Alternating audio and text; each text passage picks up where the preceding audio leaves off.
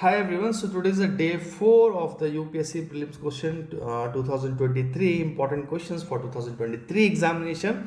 So you will see the process for the removal of Supreme Court judge. Okay, so questions are not difficult, but it becomes difficult when I mention here the mention in the constitution, because अब questions इस तरीके से आ रहे हैं where they are going to ask you which questions which provisions are mentioned in the constitution, which are not mentioned in the constitution. तो आपको इस बात का थोड़ा सा ध्यान रखना है. Now when you are going to solve this, चाहे वो constitution में है चाहे नहीं है, we will see at the fourth statement it says the violation of the constitution is the only ground. Now this statement is wrong because आप देखो ये जो प्रोविजन है that is for the president. Okay, तो हमारे जो supreme court जज है उनके लिए क्या प्रोविजंस है, जस्ट विल सी उनके लिए क्या प्रोविजंस है. उनके लिए आप देखोगे यहाँ पे तो we have proved misbehaviour and incapacity. Okay, तो this is very very important कि ये आपको जानना है कि ये जो प्रोविजन है सुप्रीम कोर्ट जज के लिए है. Okay, now when you see the first second and third statement, first two statement, okay, I will give you here the hint. The first two statements are not the part of the constitution. Okay, but yes, they are correct or not correct we will find it later, but they are not the part of the constitution. जो answer रह जाता है only C, because fourth is already wrong. So 1 2 are not the part of the constitution. तो हो सकता है exam में कि स्टेटमेंट्स करेक्ट हो, but whether they are part of the constitution or not, ये आपको थोड़ा सा ध्यान रखना है. So when you go through the solutions of this, you can see here easily.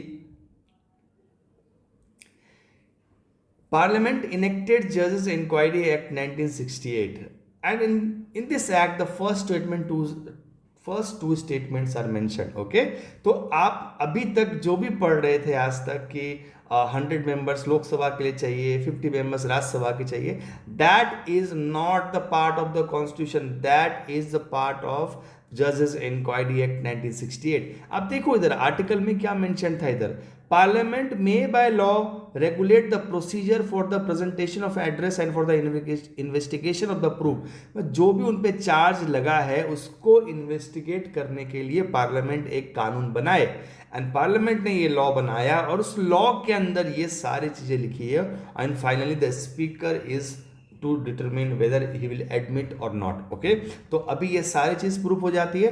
First and second statement are correct but they are not the part of the constitution, और यहां पे this is very very important concept, आप याद रखोगे. Now second question talks about the largest tiger reserve in terms of area.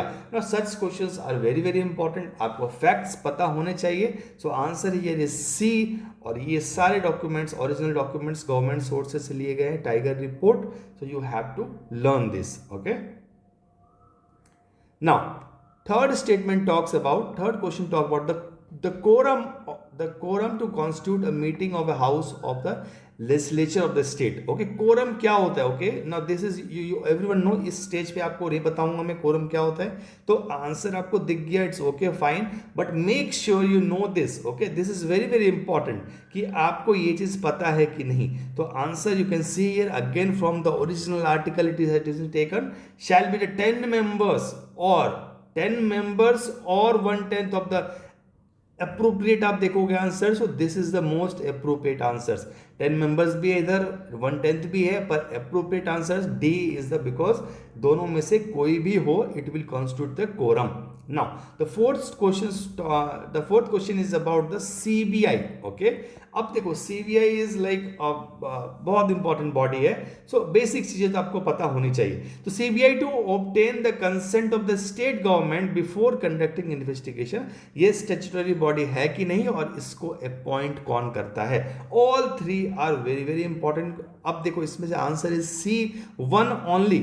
Okay, so CBI is not a statutory body, और इसको appoint करने के लिए जो बॉडीज की जरूरत होती है, that you can see here, that bodies are prime minister, leader of opposition and CGI. Okay, तो पर आप जब उसमें जाओगे आप देखोगे यहाँ पे सीजीआई भी है, पीएम भी है, लीडर ऑफ अपोजिशन नहीं है. So this is wrong. Again CBI is not an statutory body, और CBI to obtain the consent, ये आप सबको पता है.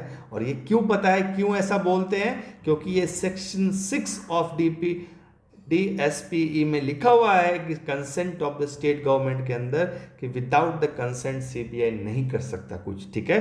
So this is the concept, आप कॉन्सेप्ट पढ़ लोगे जाके सॉल्यूशन से, you can easily read here the concept. अगर सब कुछ कराएंगे तो टाइमिंग का प्रॉब्लम होगा, okay. Now last question talk about the Indus water treaty.